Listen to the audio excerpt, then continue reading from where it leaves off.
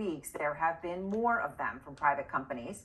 Yet today, the president stuck with his message before he left for Mar-a-Lago. It's a great time of the year, and our country is doing really well economically like we've never done before. That's not true. And it comes as Treasury Secretary Scott Bessent dropped this hint today about a possible new chair of the Federal Reserve. I think that there's a very, very good chance that the president will make an announcement before Christmas, but it's his prerogative whether it's before the Christmas holidays in the New Year's, but things are moving along very well. Einstein and Ives are out front. And Dan, you know, the reason I came out of that and said that's not true is a very basic thing, which is that, yes, the Dow might be certain, maybe AI, all the things the president may be basing some of those commentary on may be true. But it is also true that a lot of people are suffering. And they're suffering from prices going up, and they are suffering from layoffs, and these are real problems, and they're tangible. And much of this country may already be in a recession.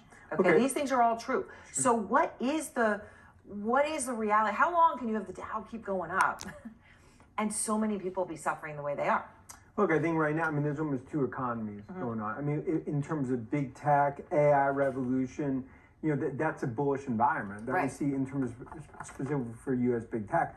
But no doubt, you look at consumer confidence, you look at some of these numbers, you're seeing a lot of consumers that are suffering. And I think you go into holiday season, it's definitely not going to be that cheery relative to, I think, some of the consumer spending. Look, but it also speaks to why, and we've talked about it, that's also why, like, Fed needs to cut.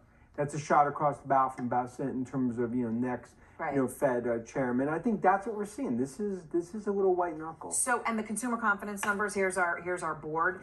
This is the number we were talking about today. So it came out today at 88.7. Actually, you know what? I want to write it down here. 88.7, okay?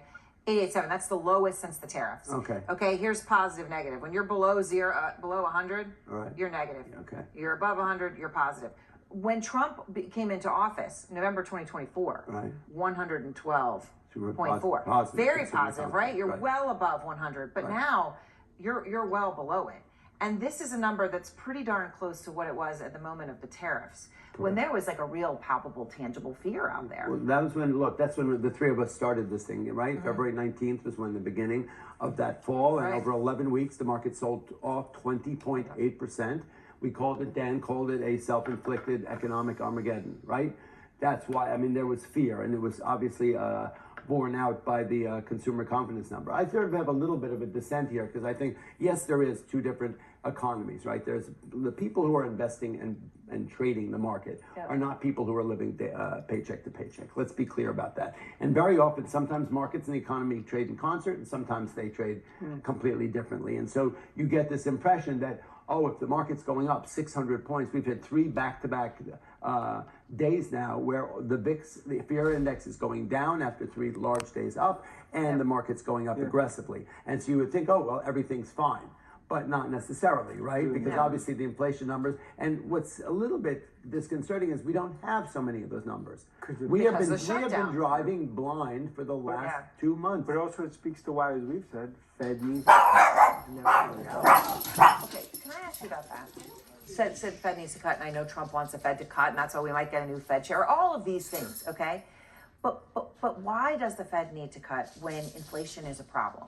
And devaluing the dollar is a problem. And we have this massive debt crisis that's a problem. And then you're cutting into that. I understand you want to try to help people out with interest rates. I get that. But it's not that obvious, is it? No, look, and that it speaks to some on the Fed that have dissented, right? And we've talked about it. Look, I think the reality is that if you look at what the market's telling you relative to the 10-year, relative to what we see in terms of rates, I'd say pressure on the economy, you want to see rate cuts to relieve obviously the banking system, and especially what we see here. And also housing. And you've got sectors that are completely frozen by having higher interest rates for as long as they've been that way. Housing is right now essentially stalled. Housing recession, which Bessent admits himself. Correct, but I think you need to read, like we always joke on the floor saying that the market's doing what it wants to do. It's telling you exactly what it feels about there. There are large funds and investors out there who are in portfolios that are very interest rate sensitive, because given Palantir and NVIDIA earnings came out last week, blowout. right? Palantir, it sold off because it had rallied 7 days into the earnings.